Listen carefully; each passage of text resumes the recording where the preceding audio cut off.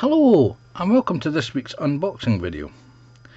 Because it's the end of the month, we're going to take a monthly look at something Soviet era. This week we're going to take a look at Panda models BMD2. Originally released in 2015, the molds have now been taken over by Hobby Boss. So let's take a look at what's in the box. Left top box containing a large print of the cover artwork, a set of instructions, 1, 2, 3, 4, 5 bags of parts, a set of decals and a small photo etch set. Let's take a look at the plastic, shall we? Let's start by looking at the hero parts, the upper and lower hull.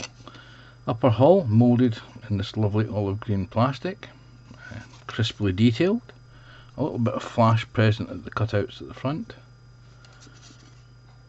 but no blemishes or defects. Nice. Lower hull tub, again one piece moulding, crisply detailed, no flash present. Okay, let's take a look at Sprue A. Sprue A consists of the road wheels, dry sprockets, return rollers, suspension arms, the idler wheel and the intakes for the water jets, including some vision blocks and some mounts for the bump stops for the suspension arms. Again, nicely moulded. The only knockout marks I can see are in the inside of the bump stops, and no flash present at all. Let's take a look at Sprue B. Sprue B consists of the rear hull plate, bow machine gun fittings,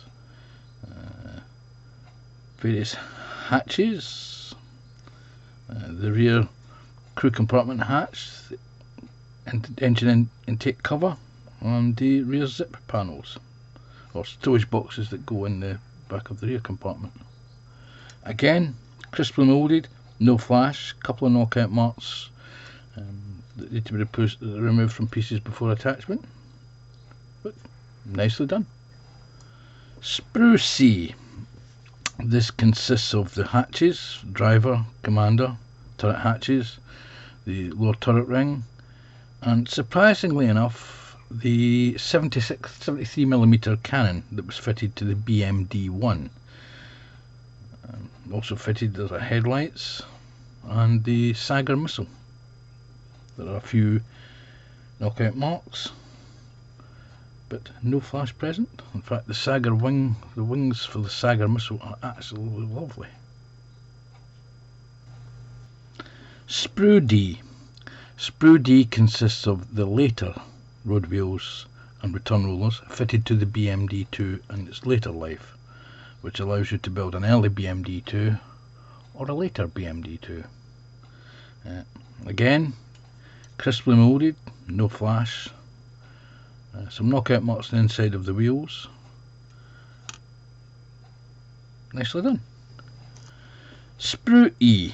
Sprue E consists of the BMD2 turret, the 30mm cannon, mantlet cover, and all the other fittings for the BMD2 turret. Again, crisply moulded, a little bit of flash present in some of the smaller components. Sprue F.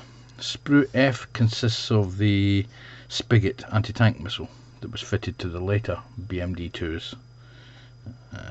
Again, crisply moulded, a few ejector knockout marks to be removed from parts, but no flash present at all. Very nice. And for the final plastic parts, we have Sprue T, of which there are 4 supplied in the box. These are arguably the disappointment of the kit. These are the individual track links, and they consist of 2 pieces. You have the track link and you have the tooth. rather than mould them together. They've moulded them separately, and there's no clear locating lug for the pins or the teeth in the track. I have built one of these kits before, and I've given up on the tracks because they don't fit very well. The tracks are horrendous. But again, crisply moulded, no flash present. Detailed on the outside, not so much on the inside. Here we have the photo etch fret, consisting of ventilation grill guards, front bow plates, what looks like the matlet bolt cover, mud flaps, the eyebrows for the wing lights, and a few other small detail component parts to be put onto the kit, protected on both sides by sticky back plastic. And lastly we have the decals. Again, matte register, all printed within register.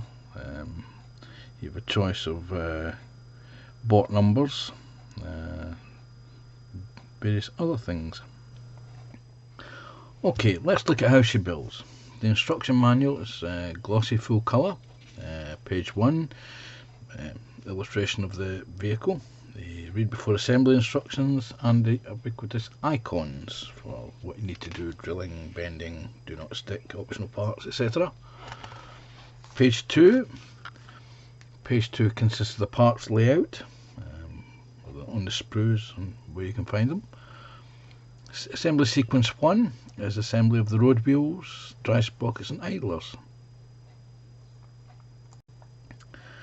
Section 2 consists of adding the suspension bogies, return rollers, and some small fittings to the lower hull, installing the wheels and the water jet system, and putting together the back panel and its associated parts.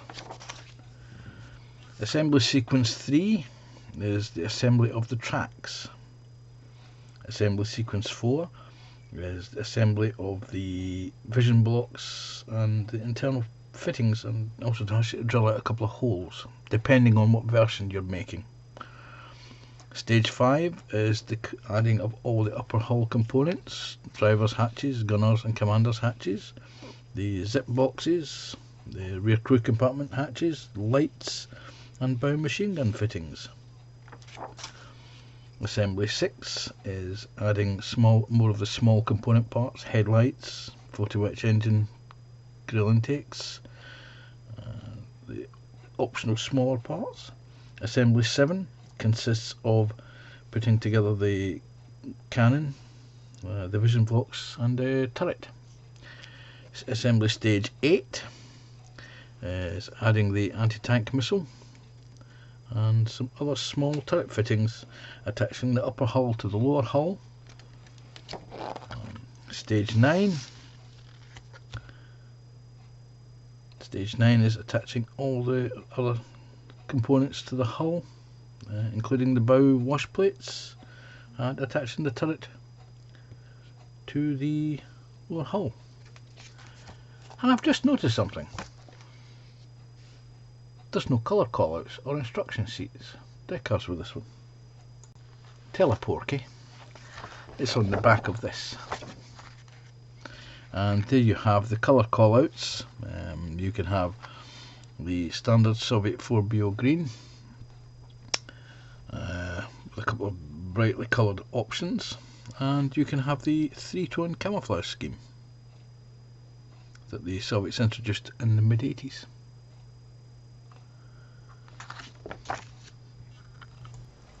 Well, there you have it, the Panda Models BMD2. A nice little kit. Personally speaking, the only shortfall I think about it is the track links. Other optional track links are available. Master tracks, I'm sure full model do them as well. But a nice little kit, a very unmodelled kit, I have to say. Well, thank you very much for watching. Take care. Catch you all next week. Bye.